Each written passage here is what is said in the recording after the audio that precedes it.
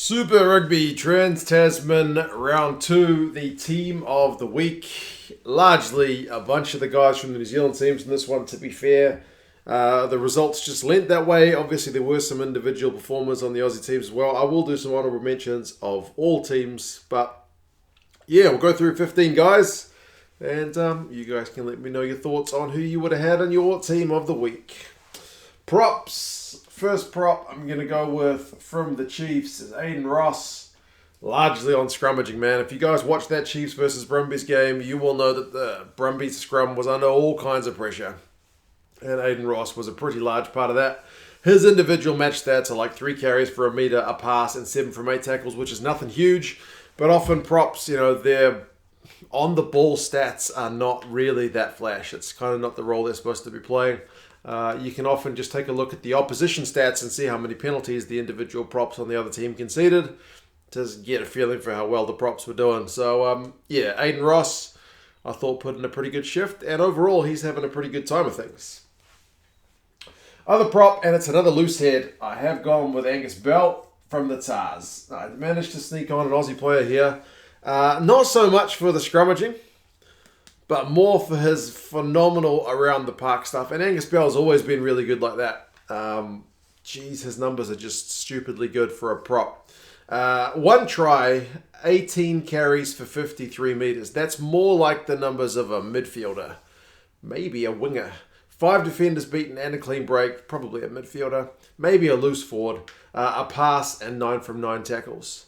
The guy is a proper unit. Like, the way he scored his try and just cut through the Blues like a hot knife through butter was both pretty frustrating as a Blues fan, but a bit of a sight to behold. So I'm kind of glad I was there to see that one. So, yeah, Angus Bell from the Tars as the other guy at prop.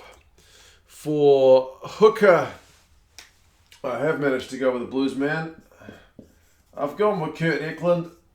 It's one week where I don't think Cody Taylor looked like streets above everybody else. Like, Taylor was pretty good, but nothing that flash. We kind of expect more from him, and maybe that just speaks to the way the expectations are for him. If he doesn't have a phenomenal performance, it's kind of like people saying he played badly, he did miss a few tackles, didn't have a dominant time ball in hand. But Eklund scores a try, 5 runs, 12 metres is a decent return. He has 4 passes, 14 from 14 tackles. A couple of the lineouts go awry from memory, but still overall pretty dominant. And I think he's kind of stepped up nicely. Ever since the Blues lost James Parsons when he retired, they've kind of had a bit of a void to fill. And I think Eklund has actually answered the call pretty well for the Blues. So pretty chuffed to have him in there. Locks. I've gone with a man from the Force. I've gone with Sitaleki Tamani. He always puts in good numbers. Like, if you followed me through the AU season, I picked him numerous times because he's just consistently very good. And it's hard with the Force because I know they still got beaten, but they were maybe one of the brighter spots on a pretty poor Aussie weekend. But if you look at the individual stats, there's nothing all that flash. It was more like a super team effort, even though I say super. Like a solid team effort in a losing performance. I mean, I know there were some Force fans who were pretty gutted and asking if there needs to be changes, but I think in the context of the weekend, maybe they're looking things a bit brighter now, but after the loss, it was obviously pretty burning. But Tamani has 8 carries and 35 metres, which is a pretty bloody solid shift for a lock. Beats 2 defenders, has a clean break, huge involvements with 7 passes and an offload. Defensively solid, 10 from 10 tackles, also manages to win a turnover and 3 line-out wins. He legit did a bit of everything in that game. Anything he doesn't get is a line-out steal, but Tamani, pretty happy with his shift. And believe it or not, I've actually got another Aussie here. I think he may be the last from memory.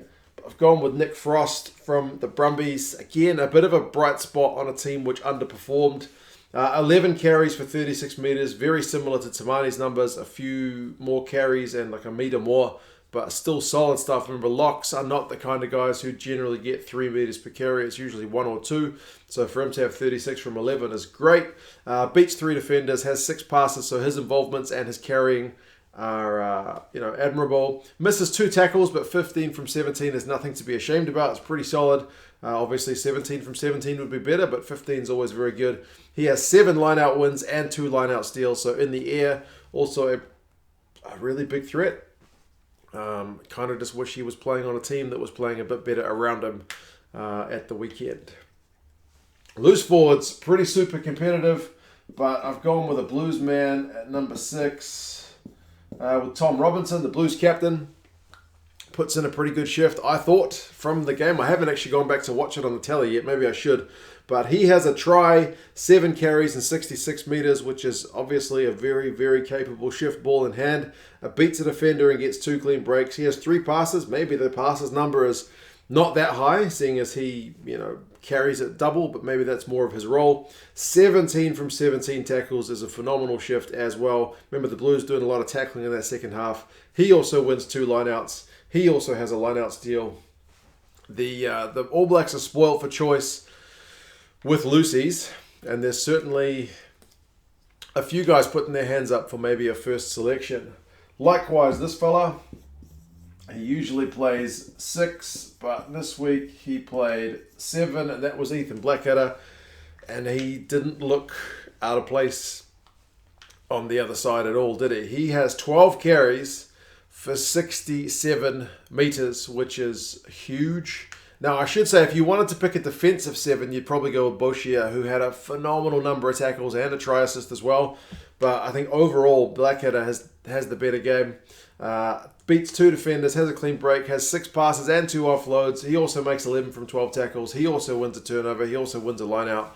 The dude was just everywhere. He did go down seemingly a wee bit hurt at one point, but hopefully he can stay fit and really give the All Black selectors something to think about, because, as I said, he has been in great form for quite some time now. Number 8, I think there's no doubt. And number 8 was probably the one position where you had the most high performers this week. But Luke Jacobson, man, another guy, All Blacks contention, absolutely. 2 tries for him, partly on the back of a really dominant scrum, but still give him credit for being able to get the ball down. 16 runs for 84 metres is absolutely huge. Again, it's the wingers numbers, but he's a loose forward. Beats 4 defenders, has 2 clean breaks. 10 from 13 tackles is maybe a slight black mark that he's missed a couple tackles, missed 3. But he wins 2 turnovers and he wins 4 lineouts. Another man having a good season, man. It's come at the wrong time for the Aussie teams, but these Kiwi players are looking pretty sharp. Scrum half, I've gone with Aaron Smith. Man, he proved, I think, that he is still up there. I mean, I know he gave Anton Dupont the plaudits to say this dude's the best halfback in the world, but man, Smith is not far behind if he is behind, because he just controls the game. He locks defenders just with his eyes until they just wait long enough for him to give it to the next person to create space for them.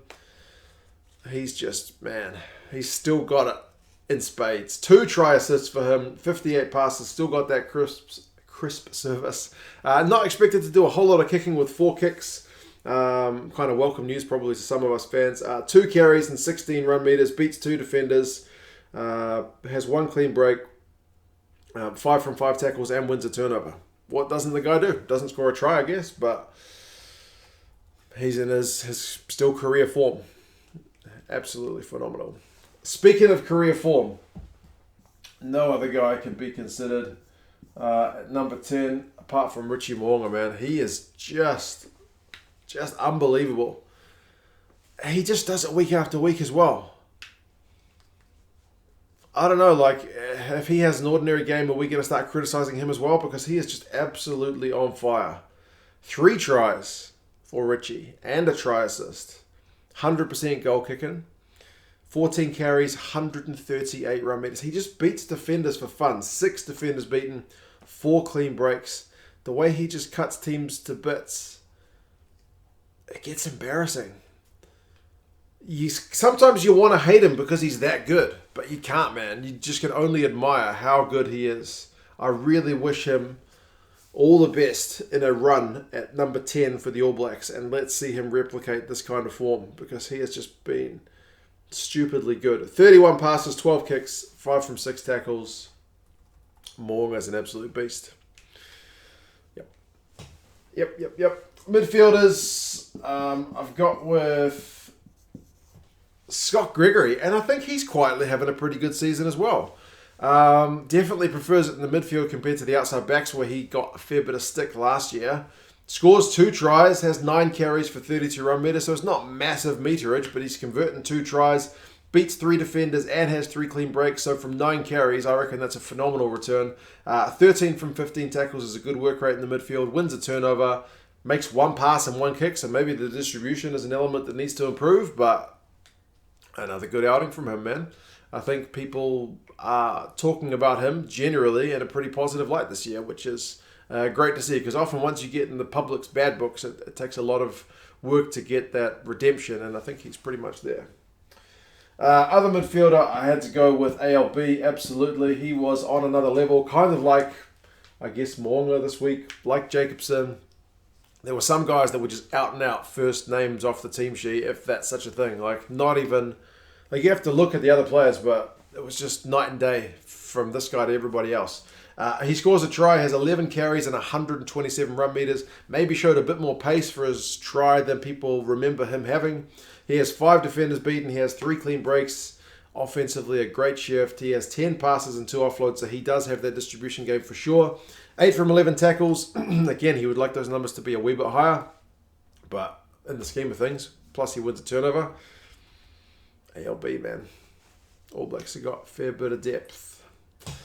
Outside backs, tough one because there was a lot of good performers, but I've gone with Wes Hussen, or Huisen, if the Kiwi commentators are to be believed. He scores a try. I don't think his stats do him justice, to be fair.